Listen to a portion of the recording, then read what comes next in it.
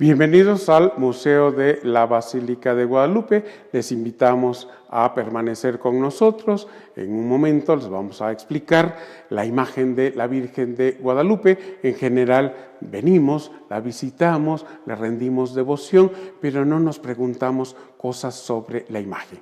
Y es una imagen que tiene mucho de qué hablar, que decirnos sobre la historia, sobre la iconografía cristiana y muchos otros aspectos. Quédense con nosotros y yo creo que les resultará bastante interesante.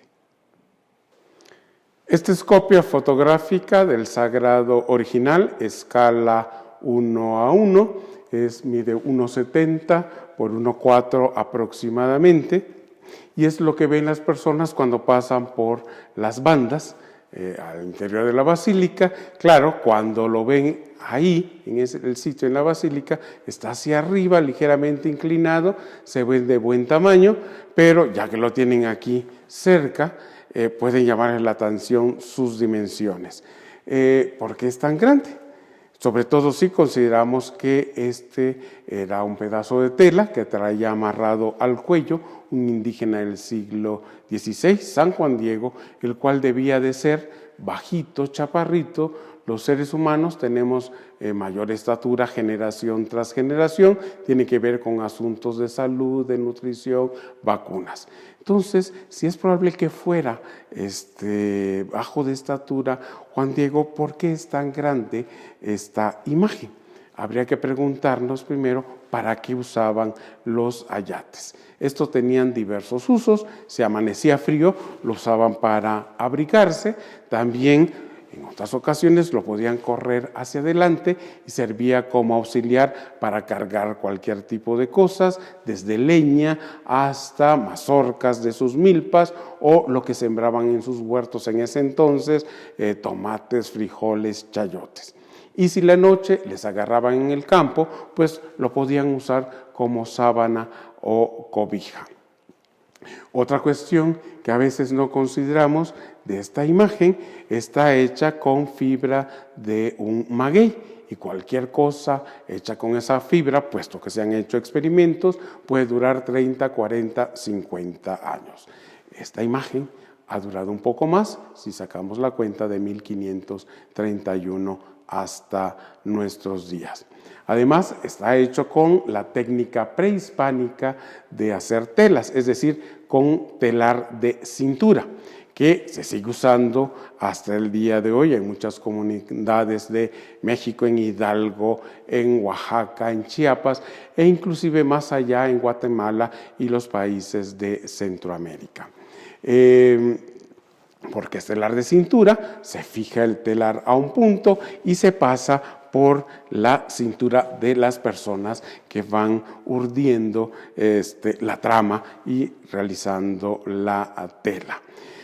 Y si consideramos esto, pues, ¿de qué dimensiones eran las telas que salían de esos telares? Pues angostos, es decir, no más allá del ancho de las caderas humanas.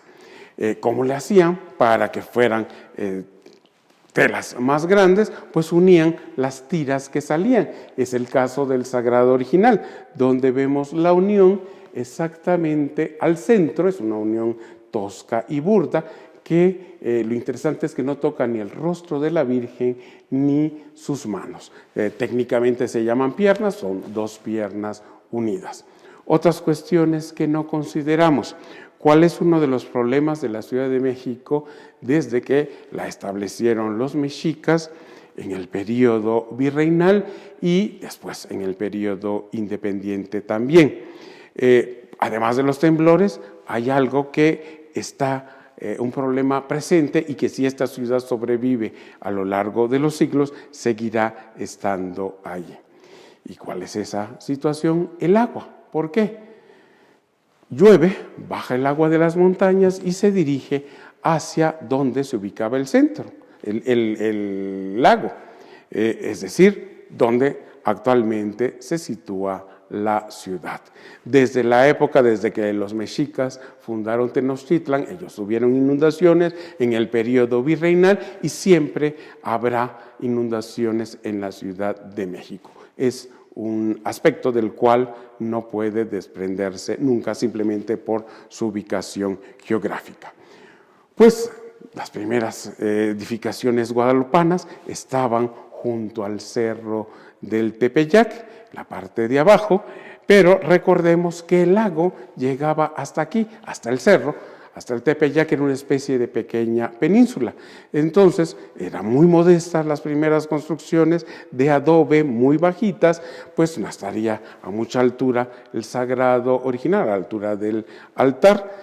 Pues llegó a inundarse, llegó a mojarse y sobrevivió a esto.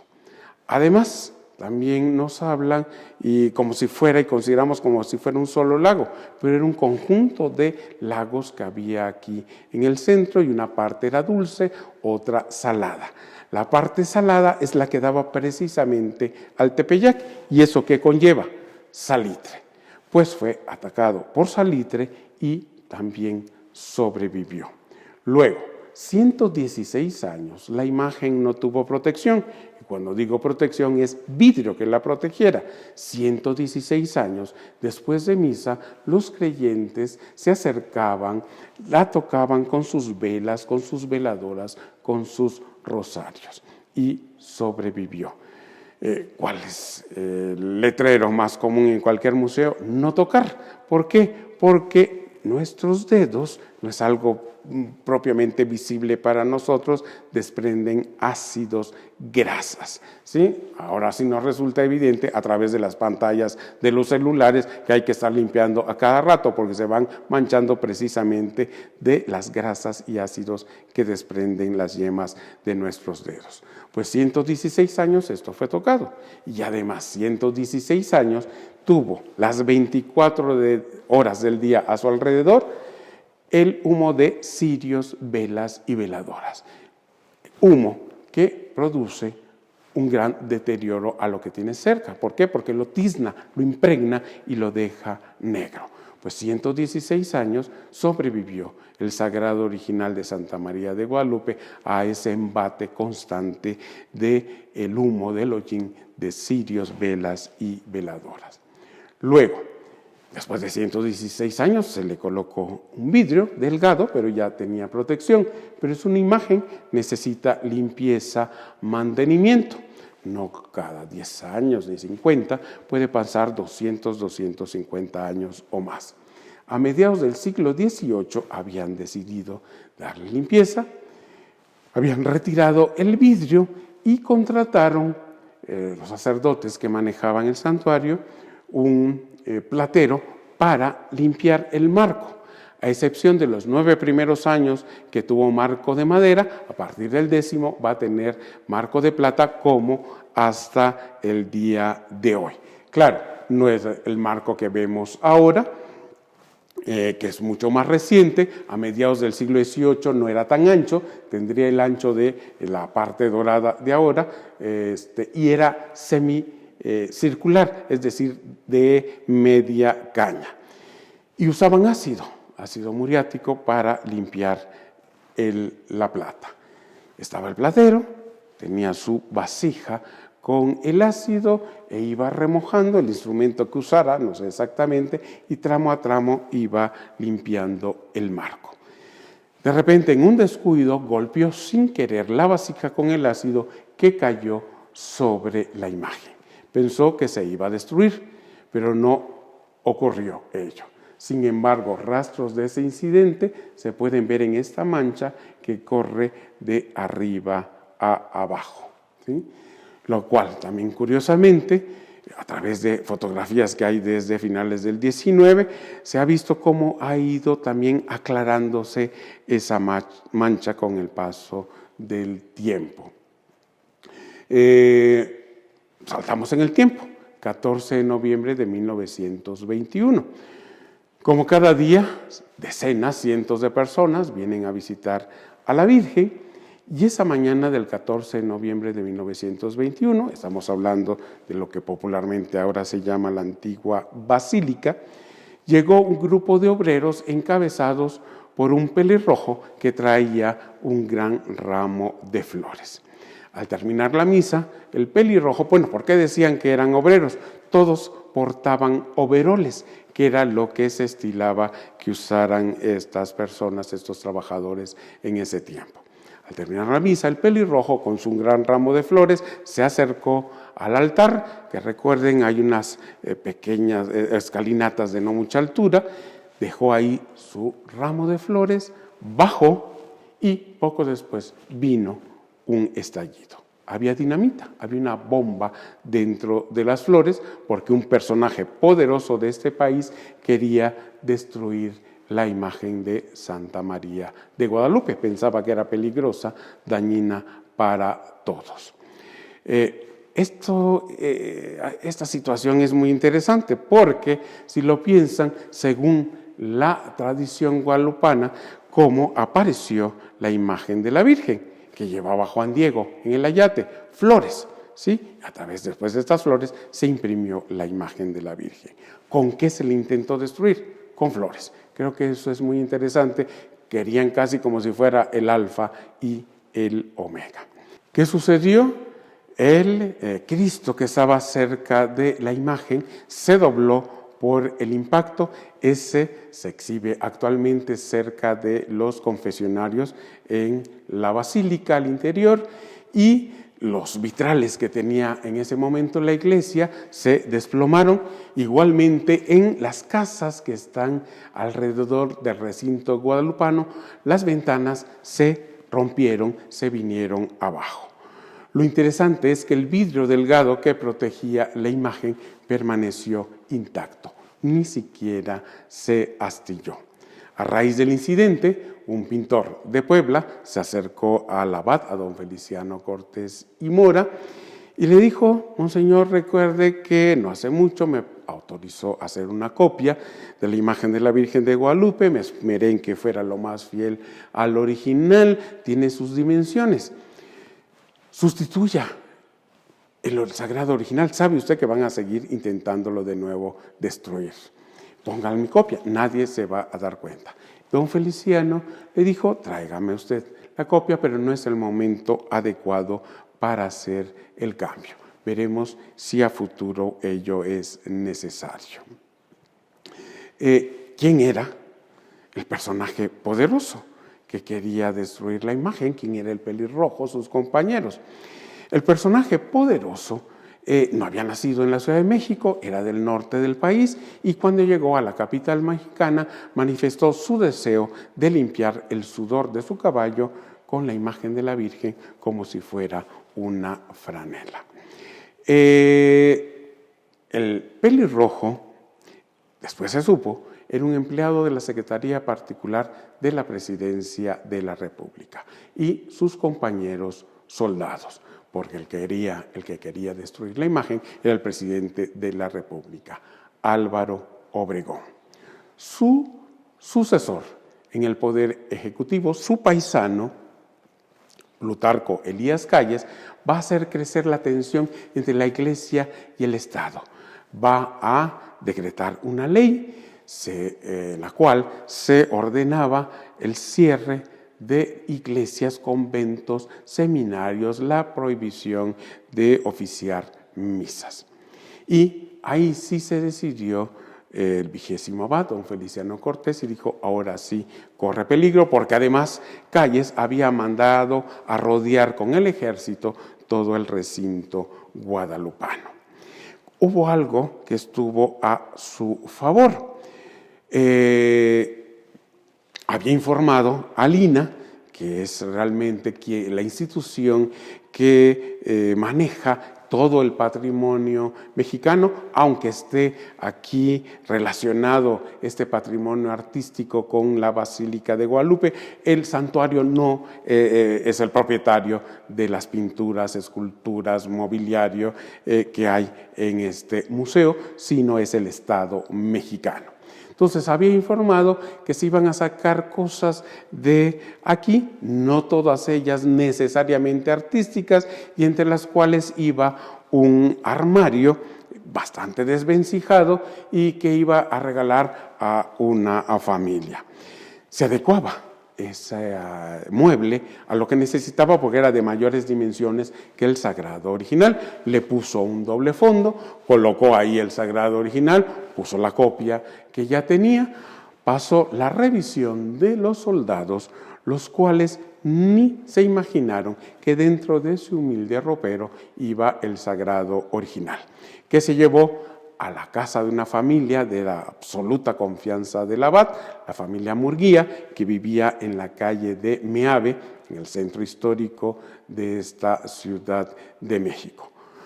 Poco después estallaría el conflicto cristero y lo que duró aproximadamente 3 años, pues quedó resguardado dentro de ese humilde ropero. Ya que terminó el conflicto, pues volvió a colocarse en su lugar. Bueno, esta imagen que es tan familiar para nosotros desde niños es una especie de códice a descifrar. Códice en el sentido de los libros de los antiguos mexicanos, esa especie de acordeones en los que vemos imágenes y textos. Aquí se entremezclan imágenes prehispánicas y occidentales. Lo que les voy a decir es una síntesis de uno de los estudios hecho por uno de los canónigos, Monseñor Eduardo Chávez, y alguna observación personal de quien les habla. Fijemos primero nuestra atención en los elementos más grandes que aparecen en el vestido, en la túnica de la Virgen. ¿Qué es esto? Pues son flores con tallo. 8 grandes flores con tallo. ¿Y qué representa el 8 si lo ponemos horizontal? Infinito, eternidad. Cuando vayan a iglesias antiguas, fíjense en las pilas bautismales. La mayoría de ellas son circulares. ¿Por qué? Porque el círculo es la figura geométrica que los católicos relacionamos con Dios. Es la figura perfecta. Pero otras tantas no son circulares, son octogonales. Tienen 8 lados. ¿Por qué? En el cristianismo, quien recibe las aguas del bautismo tiene derecho a la vida eterna. Es decir, el 8 tiene que estar relacionado con la idea de infinito, de eternidad. Comencemos por la flor. Este dibujo que les señalo en cualquier códice maya, mexica, tolteca, van a ver que lo usaban para representar cerros o montañas. ¿Dónde se dieron las apariciones de la Virgen de Guadalupe? En el cerro del Tepeyac. Un poco a la manera de los griegos, los pueblos mesoamericanos pensaban que a sus deidades les gustaba vivir en las montañas. En el caso de los griegos, uno solo, el Monte Olimpo. Aquí no. Aquí podía ser cualquier montaña o cualquier cerro, pero no cualquier parte de la montaña, no abajo ni en medio, sino en la cúspide. Aparte de cerro o montaña, este mismo dibujo podía leerse de otra forma, según el contexto de la tira del códice donde se encontrara, según lo que tuviera a sus lados. Si no se leía como cerro o montaña, significaba que se trataba y se podía leer como una pirámide. ¿Y qué eran las pirámides para estos pueblos? Templos, sí, pero ¿a qué se parece las montañas, las pirámides, de Teotihuacán, de Chichén Itzá, de Tula? ¿Sí? En relación con la naturaleza, no son más que representaciones de cerros o montañas creadas por el hombre. ¿Y dónde se encontraban los adoratorios en las pirámides? ¿Abajo? ¿En medio? No, sino hasta arriba. Si lo piensan ustedes, no es gratuita la forma que tienen las pirámides de las civilizaciones mesoamericanas. ¿Por qué? Porque es una manera de engañar, de sugestionar, de atraer a sus deidades que según ellos les gustaba vivir en la parte superior de las montañas. Por eso ahí arrancaban los corazones y los ofrendaban. Otros detalles. Vayamos a el tallo. Estas líneas sencillas, curvas, en cualquier códice maya, mexica, tolteca, van a ver que lo usaban para representar diversas cosas. Podía leerse como camino, podía leerse también como río o simplemente como agua. Volvamos a la flor en sí. Les voy a describir una forma humana, no animal. Aquí hay un ojo, aquí hay otro ojo, aquí hay una nariz, aquí hay una boca, una cabeza triangular si quieren, y el tallo me funciona como cuello, ¿sí?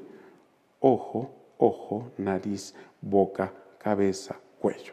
Hay un rostro humano en cada flor.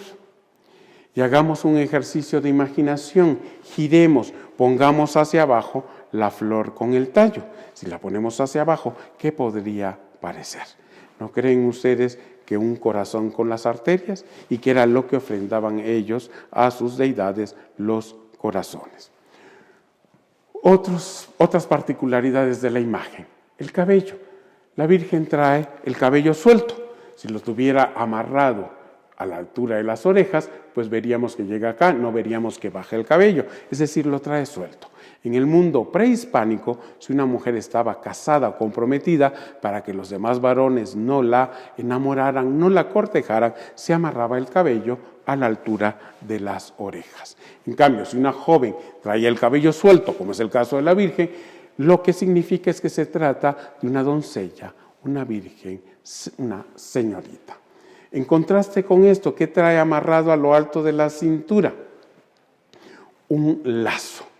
En el mundo antiguo, si una mujer estaba embarazada, para que los demás lo supieran, a esa altura, abajo del pecho y muy arriba de la cintura, se amarraban un lazo, una cinta. ¿Y qué decimos hasta hoy cuando una señora está embarazada? Está encinta. Proviene de esa antiquísima costumbre. ¿Cómo terminan las puntas de ese lazo, de esa cinta? Esto en geometría se llama forma trapezoidal, por el triángulo trapecio. Esta forma lo usaban mayas, mexicas, toltecas, teotihuacanos para representar cambio, transformación, movimiento.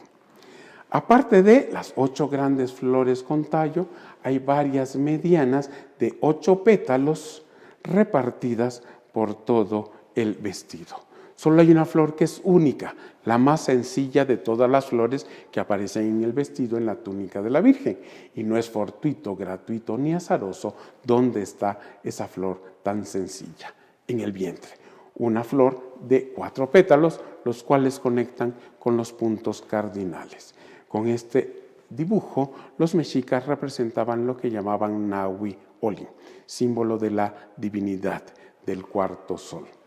Con lo que ya les dije, aunque se trata de una imagen, vamos a intentar leerla como si fuera un texto.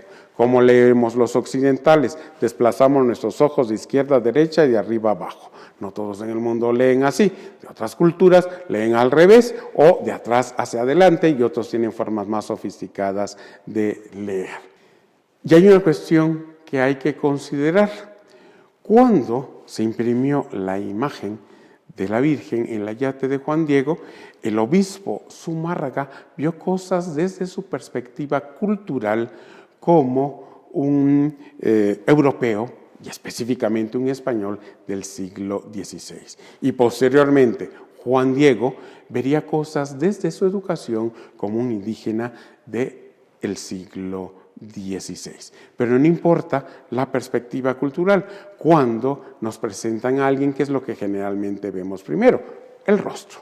Entonces, apenas vieron la impresión de la imagen en la yate, se percataron que se trataba de una mujer joven.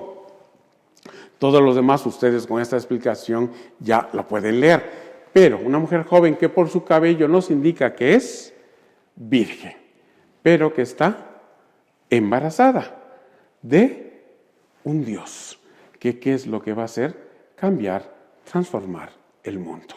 Este es el mundo, la tierra. Ya vimos que hay flores, que hay ríos, que hay edificios, que hay gente. Esto es el mundo. Vayamos al manto, tachonado de estrellas.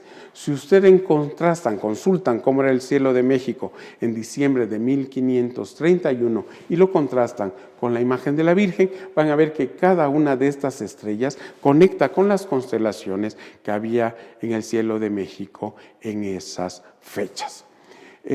Solo hay un fenómeno celestial que no aparece aquí, pero que todos vieron que vivían, todas las personas que vivían en esta parte del mundo en ese año. El cometa Halley estaba perfectamente visible en diciembre de 1531.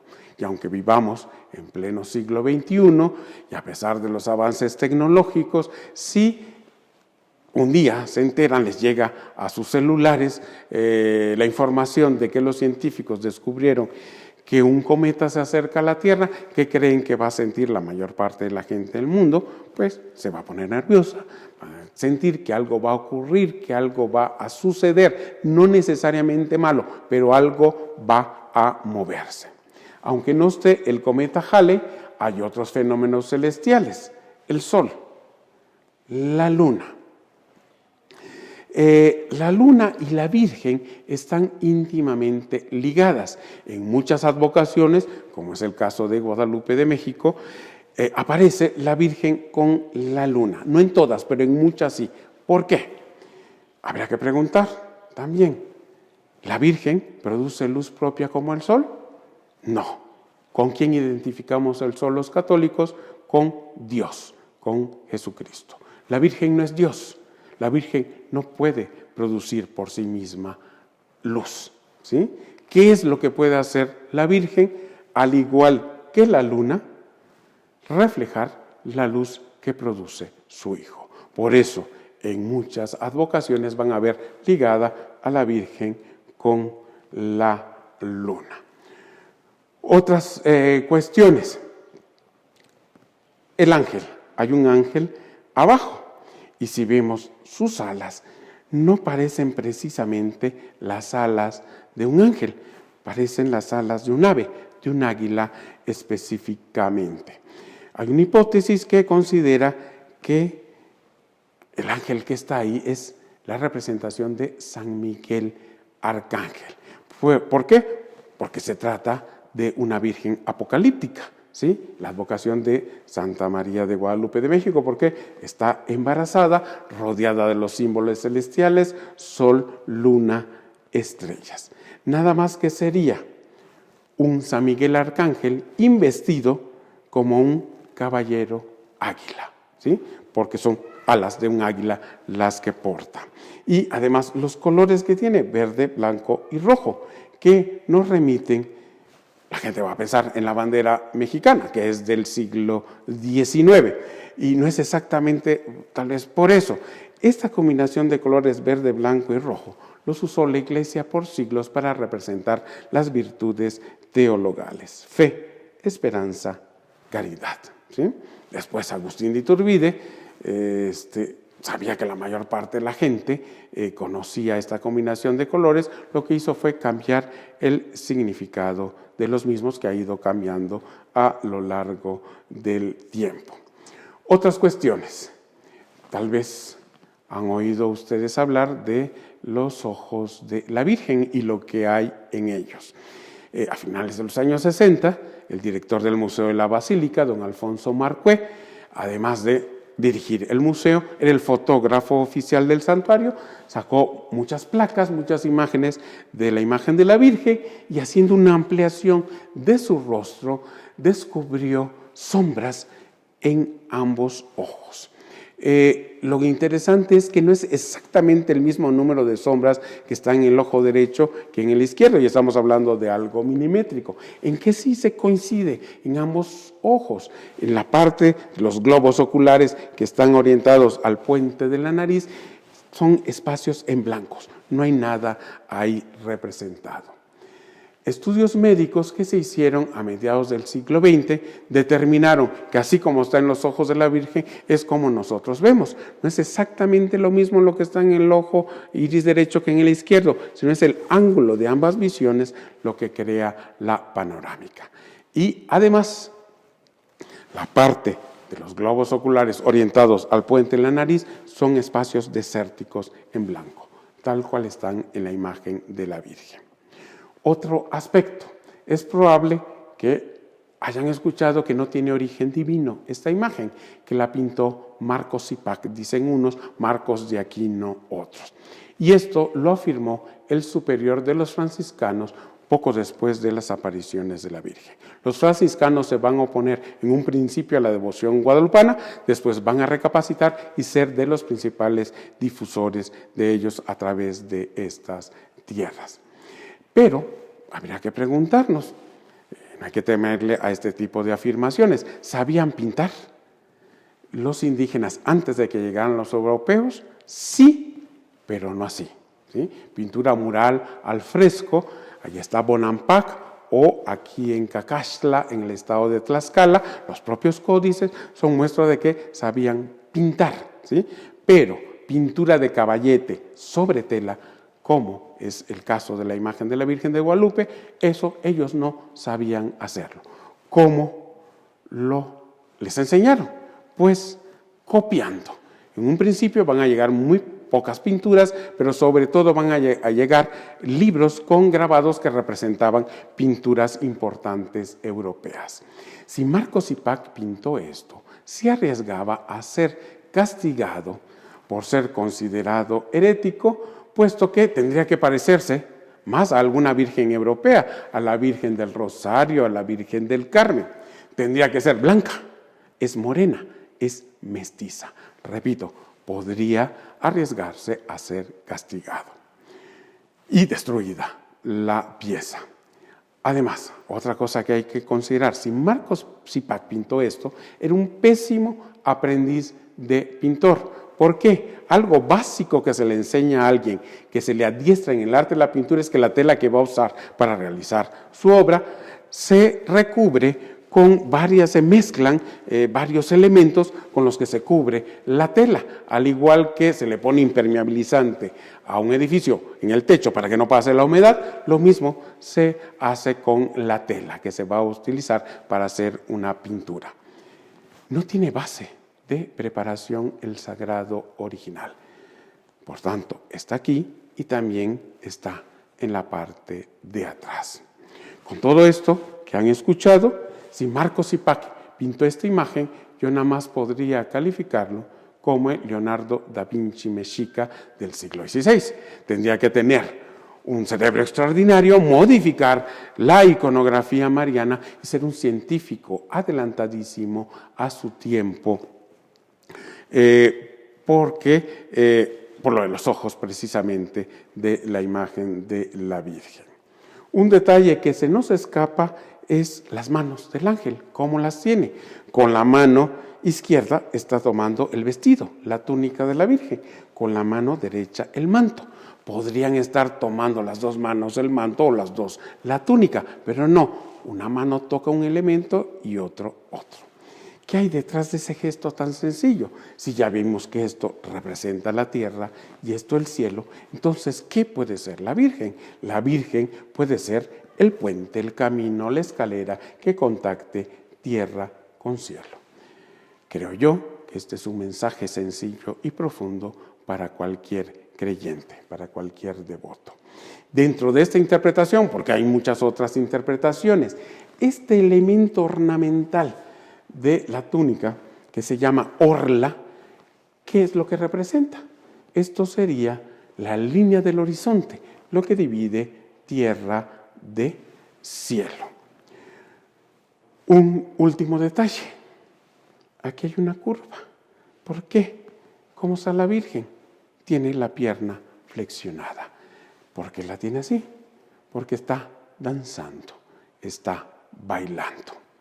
En el mundo prehispánico, la manera de rezar y de orar no es la de nosotros los occidentales, repitiendo fórmulas. Santa María, Madre de Dios, ruega, Señora, por nosotros. Padre nuestro que estás en el cielo, santificado sea tu nombre. Era repetitivo, pero no oral. La manera de rezar y de orar de mayas, mexicas, toltecas era danzando, bailando. Por eso, la gente, que es muy común ver bailando, danzando a gente en el atrio del santuario guadalupano, ellos tal vez no conozcan esta información, pero está inscrito en su ADN, en su información genética y en su manera de rezar y de orar hasta el día de hoy. Espero que la explicación les haya servido para ver desde otra perspectiva esta imagen tan importante para México y relacionado con su historia. Gracias.